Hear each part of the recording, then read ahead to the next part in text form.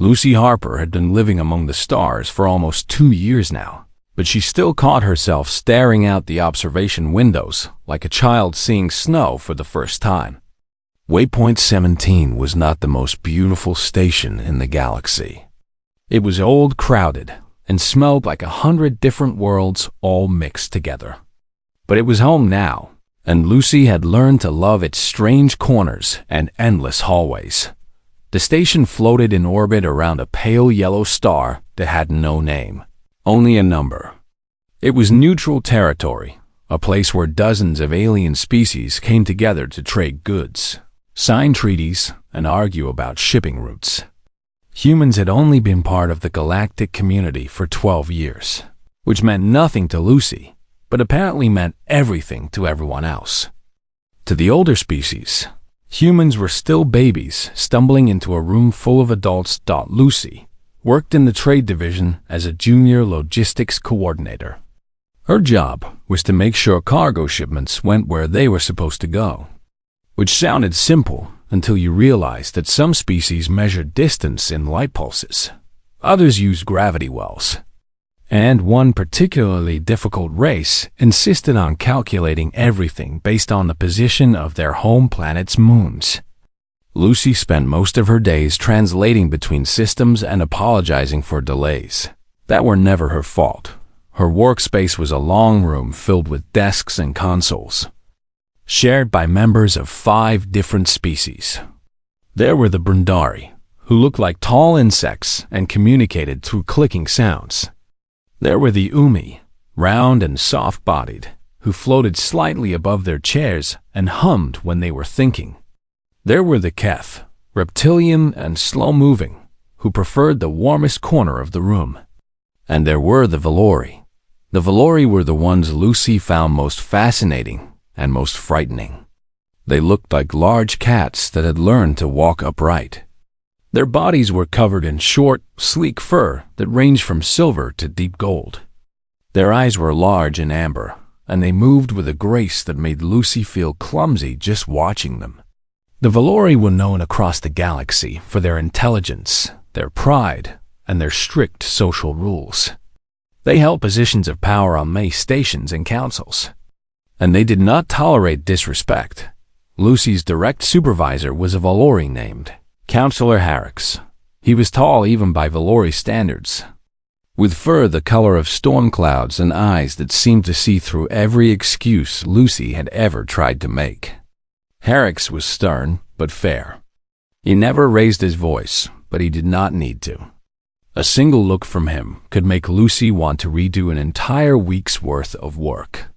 She respected him deeply, even if she was a little afraid of him.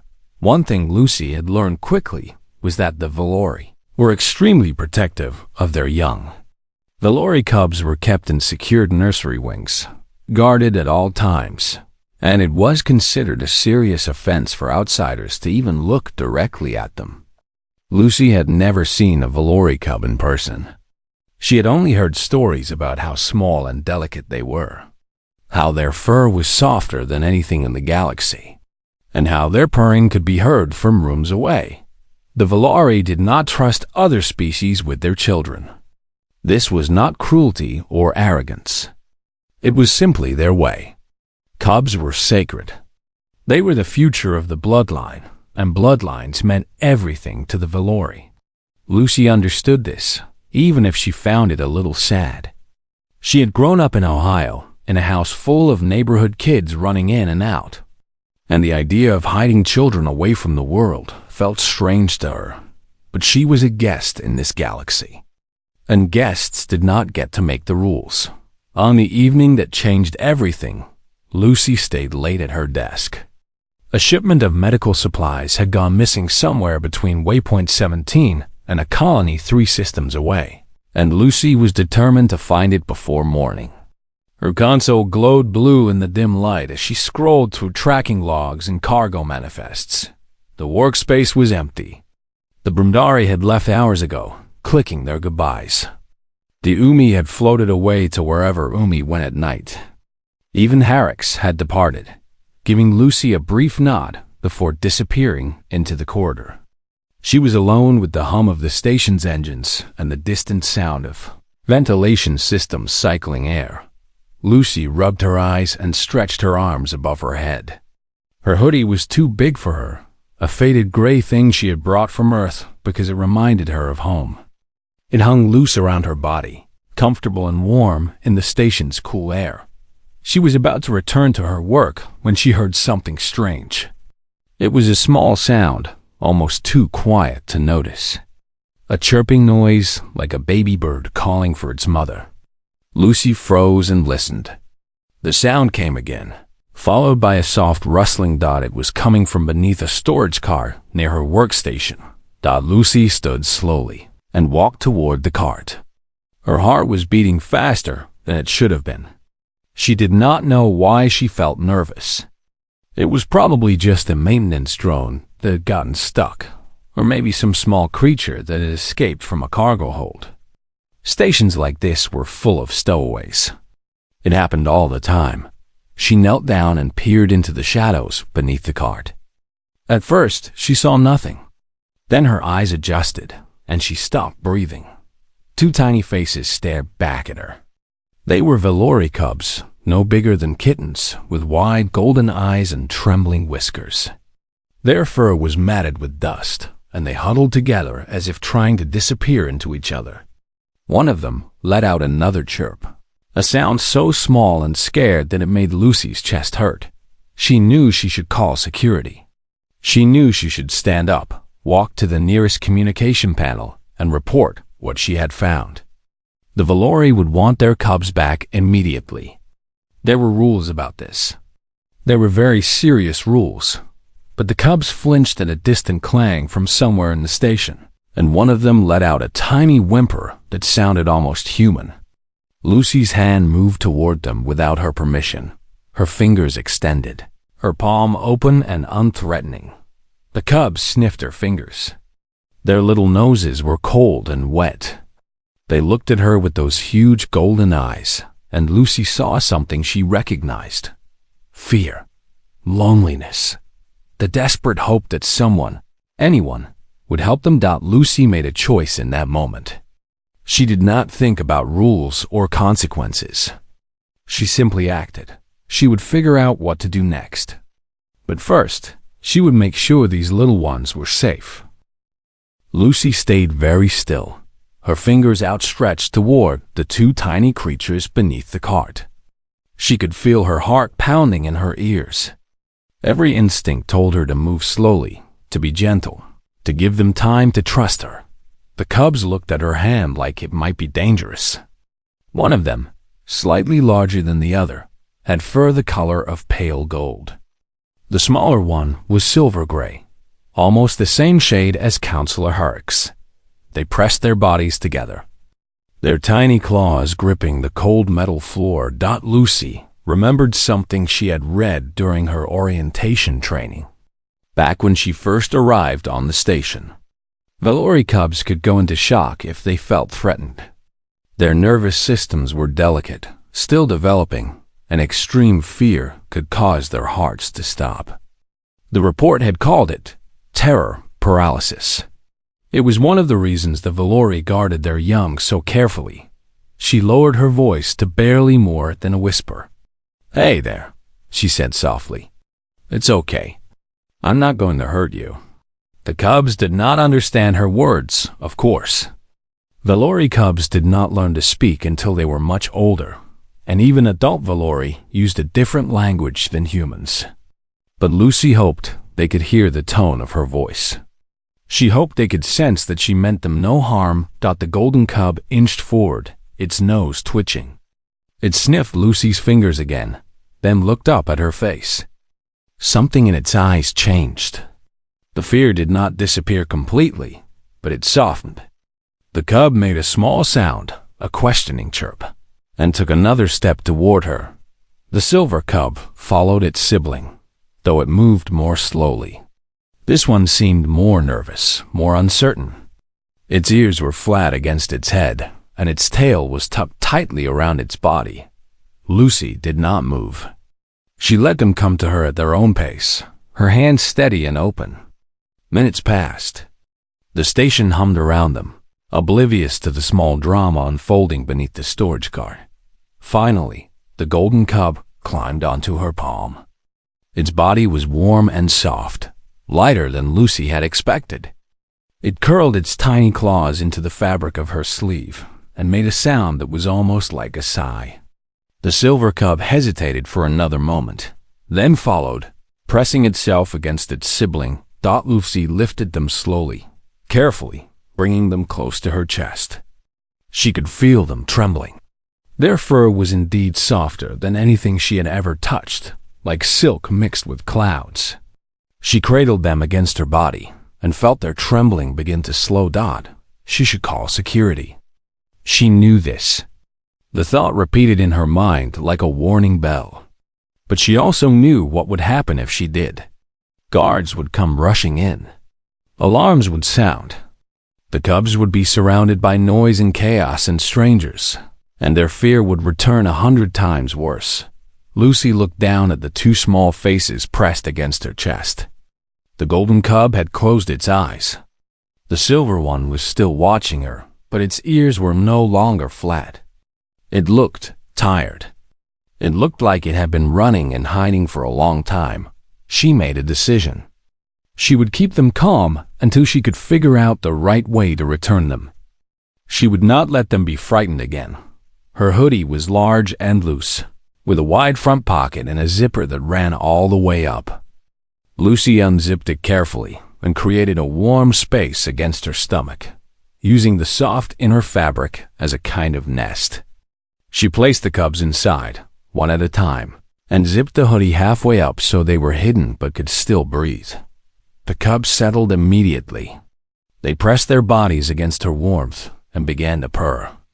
The sound was so quiet that Lucy could barely hear it, a gentle vibration against her belly.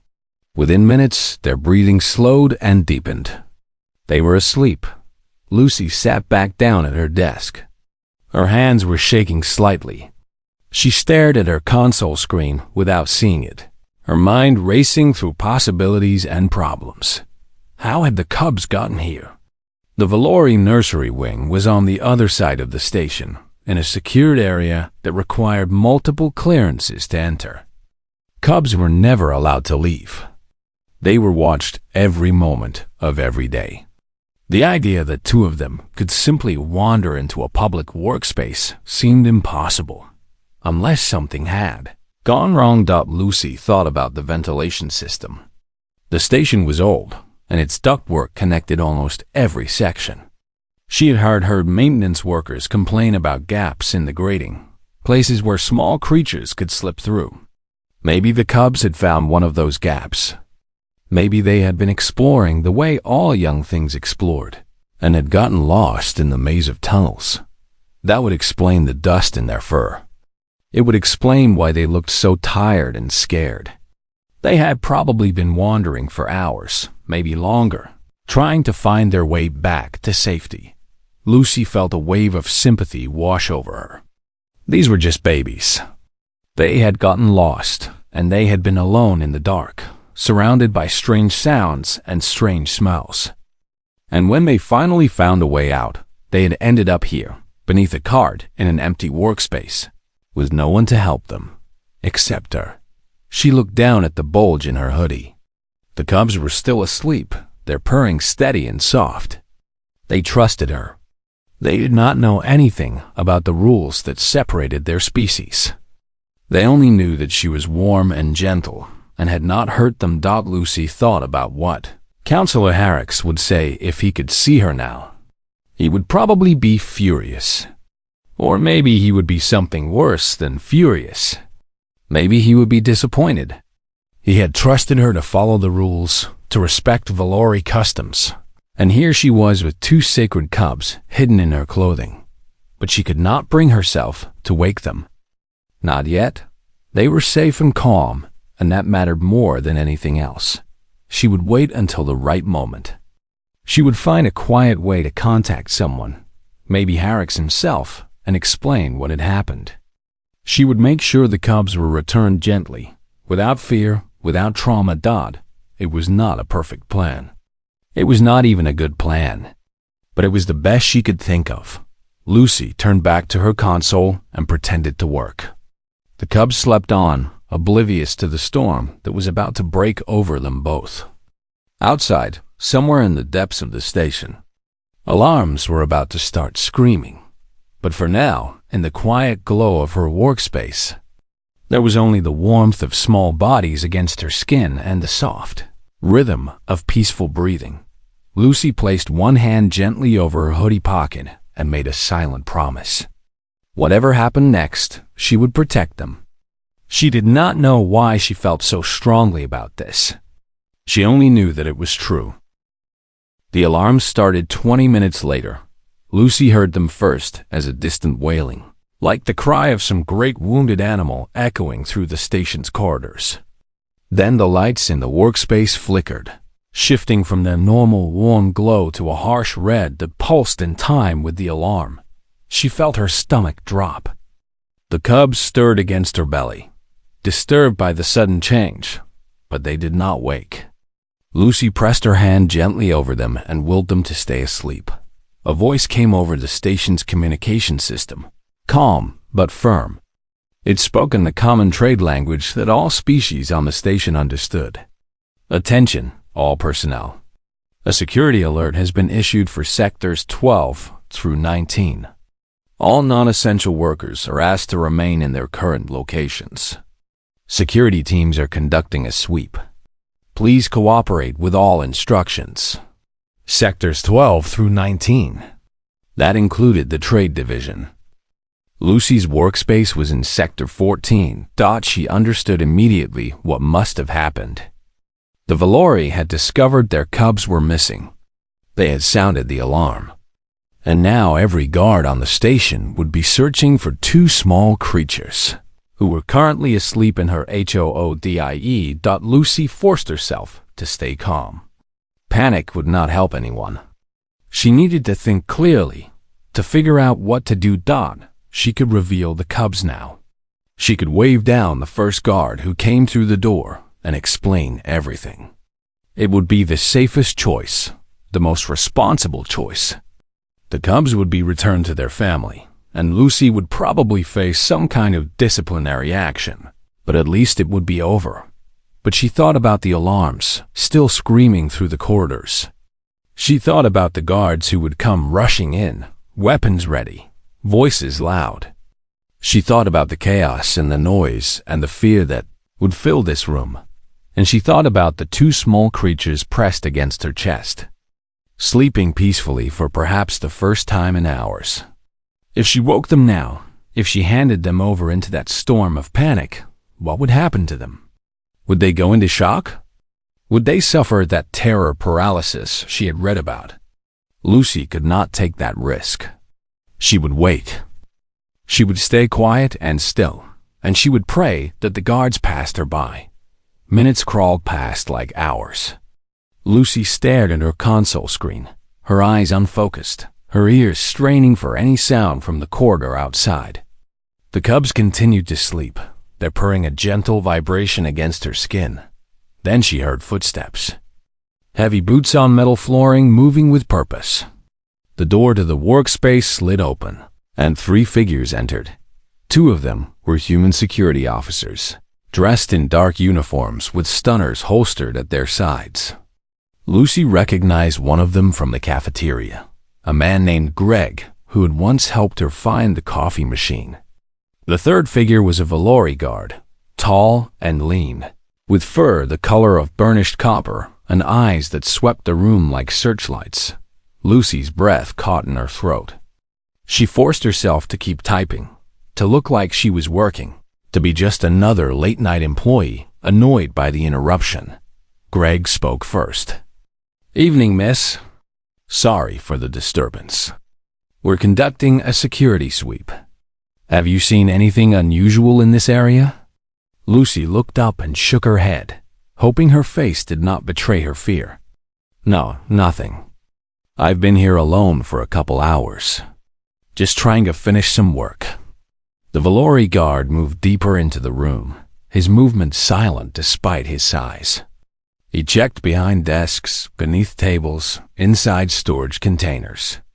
His nostrils flared slightly, as if he was trying to catch a scent.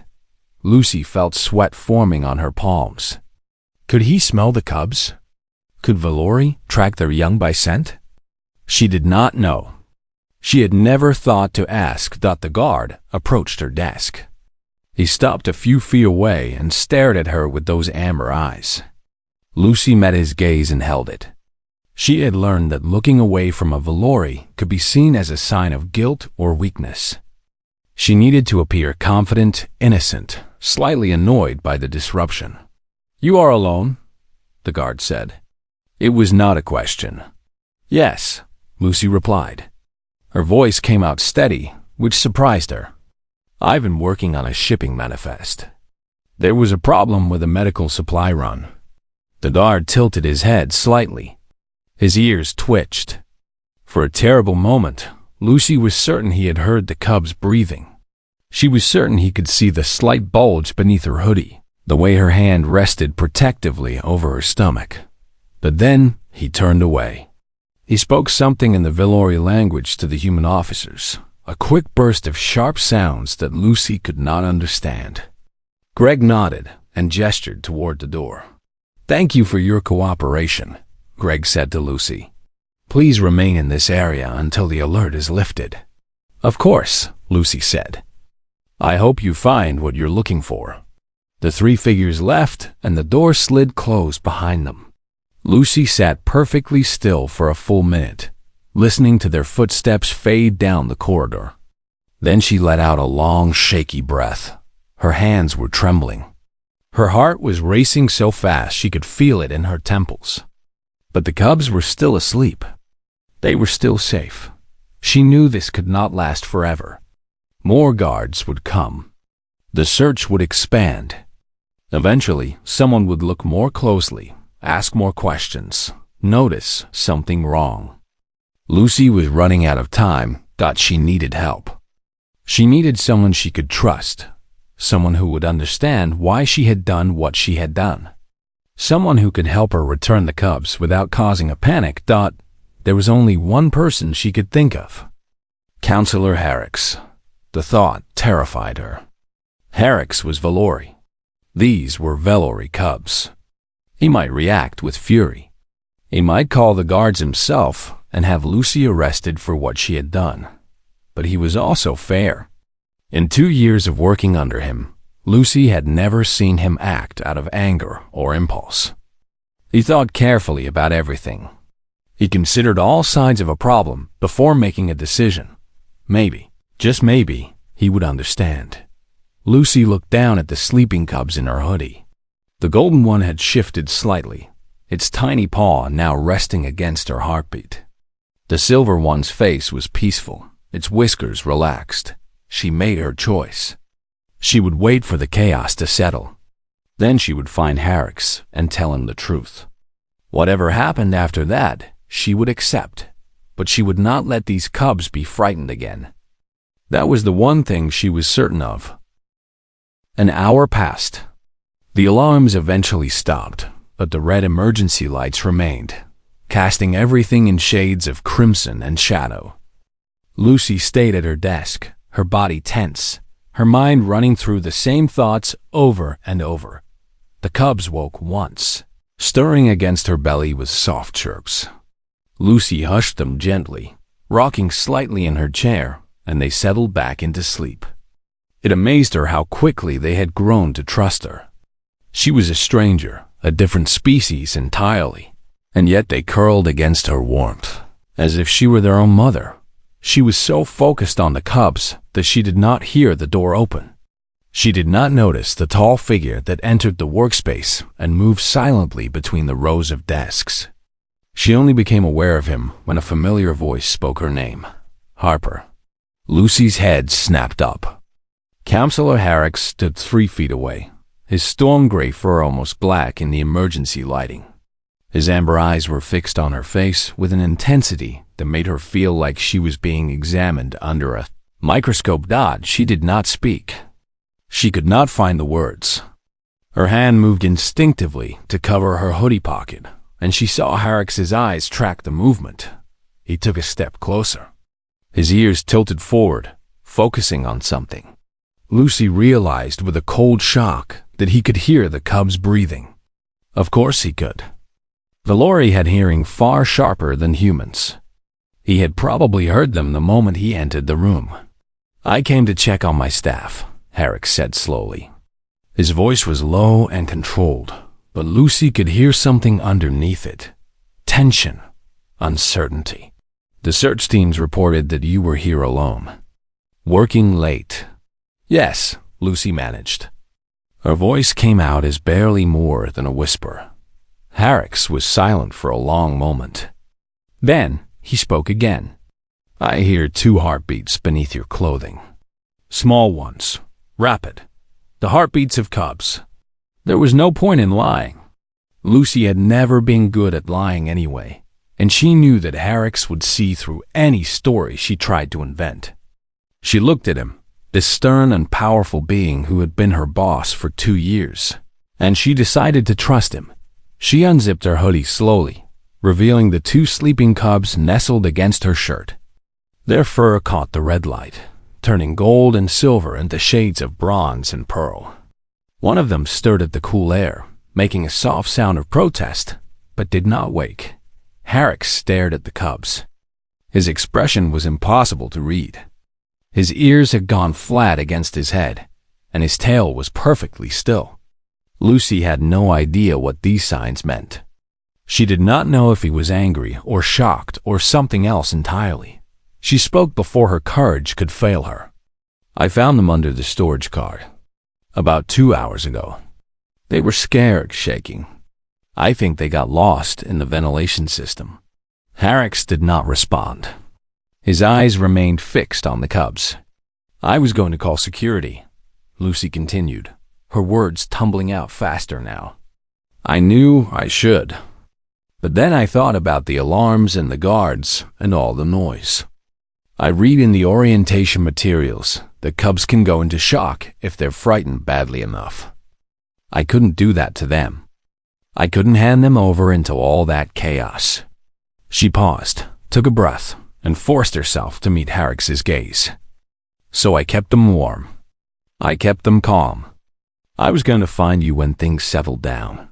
I was going to explain everything and ask for your help. I swear, I never meant to cause trouble. I just wanted to protect them." The silence stretched out between them. Lucy could feel her heart pounding so hard that she was sure Herrick's could hear it too. She waited for him to speak, to condemn her, to call the guards and have her taken away. Instead, he did something that shocked her completely. He sat down. He lowered himself into the chair across from her desk, his movements slow and deliberate, and he looked at her with those unreadable amber eyes. When he spoke, his voice was different than she had ever heard it. Softer, almost gentle. "How long have they been asleep?" Lucy blinked, surprised by the question. "Almost the whole time. They fell asleep a few minutes after I picked them up. They've only woken once, and I was able to calm them back down." Herrick's nodded slowly. "They were not injured? Not in distress?" "They were scared at first. And tired, I think. But once they settled against me, they seemed okay. They've been purring on and off." Something shifted in Herrick's expression. It was subtle, just a slight softening around his eyes, but Lucy noticed it. He reached out one clawed hand, and for a moment she thought he was going to take the cubs from her. But he stopped short, his fingers hovering in the air. "May I?" He asked. Lucy understood. He was asking permission. This proud, powerful Valori was asking a human for permission to touch the cubs in her care. She nodded, and Herrick's gently brushed his fingers over the head of the golden cub. The cub stirred and purred louder at his touch. "These are the children of Ambassador Salith," Herrick said quietly. "She is one of the most important figures in the Valori government. Her family line extends back over 3,000 years. Lucy's stomach dropped. "I didn't know. I mean, I knew they had to belong to someone important, but I didn't." Herrick's raised a hand, silencing her. "You acted without knowing. You saw two frightened children, and you protected them. This is what matters." He stood and moved toward the communication panel on the wall. Lucy watched him, her heart still racing, uncertain what would happen next. "I am going to contact the ambassador directly," Herrick said. "I will explain what has happened. I will tell her that her cubs are safe, that they have been cared for, and that I am bringing them to her now." He paused and looked back at Lucy. "You will come with me." It was not a request. Lucy nodded and stood carefully, keeping one hand pressed against the cubs to hold them steady. They continued to sleep, unaware of the storm that was gathering around them. As they walked toward the door, Herrick spoke again, his voice low enough that only she could hear. "What you did tonight was foolish by the rules of this station, but I do not think it was wrong." Lucy looked at him surprised. He did not meet her gaze, his eyes fixed forward on the corridor ahead. "The Valori have many traditions," he continued. "Many rules about how outsiders must behave around our young. But there is also a tradition older than any of those rules. A tradition that says kindness shown to a cub creates a bond that cannot be broken." He fell silent, and they walked together into the red-lit corridors of the station, toward a meeting that would change Lucy's life forever. The journey through the station felt like the longest walk of Lucy's life. Herrick led her through corridors that grew progressively more elegant, the plain metal walls giving way to polished surfaces inlaid with golden patterns. They were entering the diplomatic sector, where the ambassadors and high officials made their homes. Guards were everywhere. Valori warriors with copper and bronze fur stood at every corner, their eyes tracking Lucy with undisguised suspicion. Human security officers watched from doorways, their hands resting on their stunners. The entire station was still on high alert, and here was Lucy, walking through the heart of it with two missing cubs hidden in her clothing. Herrick spoke briefly to each guard they passed, his voice calm and authoritative. Lucy did not understand the Valori words he used, but whatever he said was enough to let them through. The guards stepped aside, though their eyes never left her. They stopped before a massive door carved with symbols that Lucy did not recognize. Herrick placed his palm against a panel, and the door slid open to reveal a chamber unlike anything Lucy had seen on the station. The room was vast and warm, filled with soft lighting that mimicked natural sunlight. Plants from a dozen different worlds grew in elegant arrangements, their leaves casting gentle shadows on walls covered in tapestries. The air smelled of flowers and something else, something that reminded Lucy of cinnamon and honey. And at the center of the room stood Ambassador Saleth. She was the most beautiful creature Lucy had ever seen. Her fur was pure white, almost glowing in the soft light, and her eyes were the color of molten gold. She was tall and slender, with an elegance that made every other being Lucy had ever met seem clumsy by comparison. She wore robes of deep purple that flowed around her like water, and her expression was a mask of perfect control. Behind her stood 4 guards, massive Valori warriors with scarred faces and weapons that looked ancient and deadly. They watched Lucy with open hostility, their claws extended, their bodies coiled for violence. Herrick bowed deeply. Lucy did not know the proper etiquette, so she simply lowered her head in what she hoped was a respectful gesture. "Ambassador," Herrick said, "your children are safe." Saleth's golden eyes fixed on Lucy. She did not speak. She simply stared, her gaze penetrating, measuring, judging. Lucy felt like an insect under a glass, small and helpless and completely at this being's mercy. "Show me," Saleth said. Her voice was like music, but there was steel underneath it. Lucy's hands trembled as she unzipped her hoodie.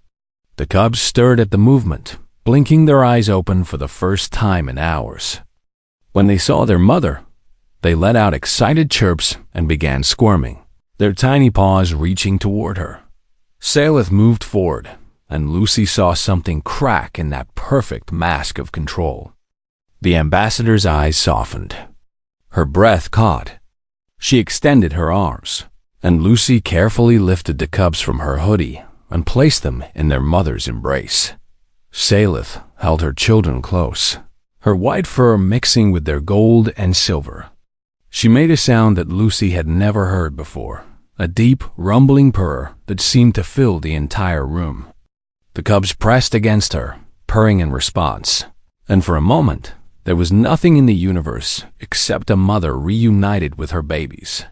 Then Salith looked up. Her eyes met Lucy's. "Why?" she asked. A single word, but it carried the weight of worlds. Lucy understood the question. Why had she not simply reported the cubs? Why had she risked everything to keep them hidden? Why had she, a human, a newcomer, a nobody, chosen to involve herself in the affairs of one of the most powerful families in the galaxy? She answered with the only truth she had. Because they were scared. Because they needed someone. The room was silent. The guards stared at Lucy with expressions she could not read. Eric stood perfectly still, watching the ambassador. Salith studied Lucy for a long moment. Then she did something that made everyone in the room gasp. She inclined her head. It was not a bow. It was something more. A gesture of acknowledgement, of respect, of gratitude. Lucy did not know the exact significance, but she could see from the stunned faces of the guards that it was something rare, something important. In the old times, Salith said, her voice resonating through the chamber, before we joined the galactic community, the Valori had a tradition. If a stranger protected a cub at risk to themselves, they earned a debt that could never be repaid. They were considered family. They were honored above warriors and scholars. She stepped closer to Lucy, her cub still cradled in her arms. You did not know our customs. You did not seek reward or recognition. You saw two frightened children, and you chose to keep them safe. You gave them warmth when they were cold. You gave them peace when they were afraid. One of the cubs, the silver one, turned its head to look at Lucy. It made a small chirping sound, almost like it was saying hello to an old friend. My people have not always been kind to humans, Salith continued. We have called you newcomers. We have doubted your place among the stars. But I see now that we were wrong. She turned to address the room, her voice rising with authority. Let it be known that this human, Lucy Harper, has earned the gratitude of House Salith. She's to be treated with honor by all who serve under my name. Any offense against her is an offense against my children themselves. The guards straightened. Eric's expression remained controlled, but Lucy thought she saw something like pride in his eyes. Salith looked at Lucy one final time. You asked nothing for your kindness, but you will receive it nonetheless. The galaxy will hear of what you did tonight, and perhaps they will begin to understand what the Valori are only now learning. What is that? Lucy asked, her voice barely a whisper. Salith smiled. It transformed her face, making her look younger, warmer, almost human. That your species carries something rare, a gift for compassion that requires no calculation. You see suffering, and you act. You find those who need help, and you give it.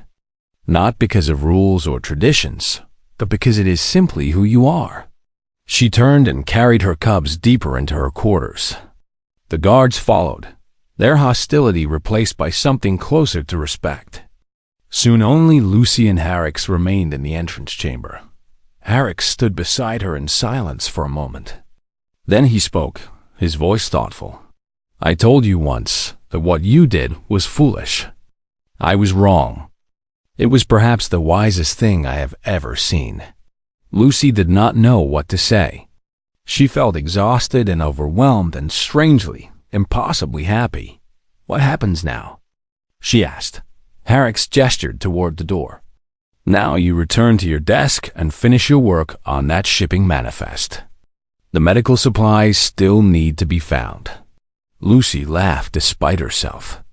It was such a normal answer, so perfectly Herrick's, that it broke through all the tension and fear and wonder of the night. They walked back through the corridors together, and Lucy noticed that the guards no longer watched her with suspicion. Some of them even nodded as she passed Dot. In the weeks that followed, Lucy became something of a quiet legend on Waypoint 17. She never sought attention for what she had done, but the story spread anyway. The human who sheltered Velori cubs in her hoodie. The woman who chose kindness over rules. Other species began to look at humans differently, not as newcomers stumbling into a room full of adults, but as something stranger and more wonderful. Beings who cared without calculation, who protected without expecting reward. One evening, Herrick stopped by Lucy's desk as she was preparing to leave. "The ambassador asked about you," he said. "She wanted to know if you were happy here." Lucy considered the question. She thought about the station, with its crowded corridors and strange smells. She thought about her small quarters and her difficult job and the 1,000 little challenges of living among the stars. "Yes," she said finally. "I think I am."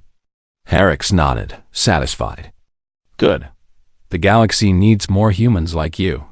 He walked away, leaving Lucy alone with her console and her memories and the faint warmth that still lingered, where 2 small cubs had once slept against her heart.